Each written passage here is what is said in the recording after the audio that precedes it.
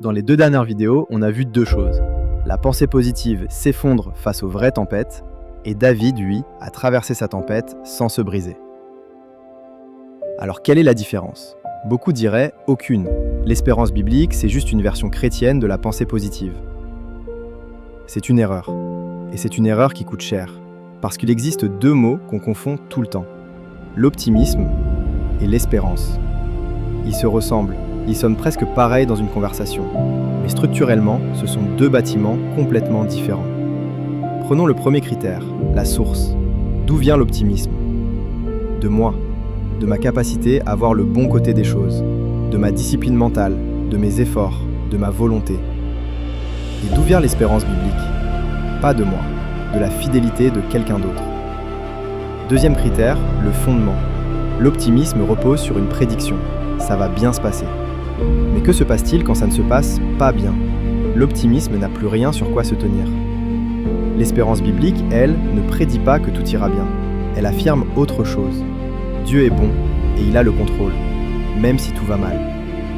Troisième critère, et c'est le plus important, la réaction à l'échec. On l'a vu dans la première vidéo. Quand l'optimisme s'effondre, on se dit « c'est ma faute, je n'ai pas assez cru ». Mais quand une vraie tempête frappe quelqu'un qui vit dans l'espérance biblique, il ne se dit pas « j'ai raté ma foi », parce que sa confiance n'a jamais reposé sur sa performance. Et le quatrième critère, c'est le centre. Le centre de l'optimisme, c'est moi.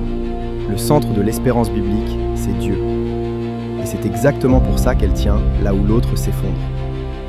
Alors non, l'optimisme et l'espérance ne sont pas la même chose. L'un dépend de ma performance mentale, l'autre dépend de la fidélité de Dieu.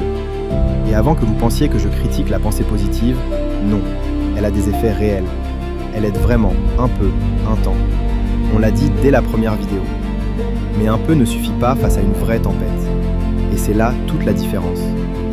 Alors une question reste. Si l'espérance ne dépend pas de mes pensées positives, à quoi bon choisir ce à quoi je pense? C'est exactement ce que j'explore dans la prochaine vidéo. Et beaucoup plus en profondeur dans mon livre, Les secrets bibliques du succès, ce que les gourous modernes ont redécouvert. Le lien se trouve dans la description. Et si vous aimez ce genre de contenu, abonnez-vous.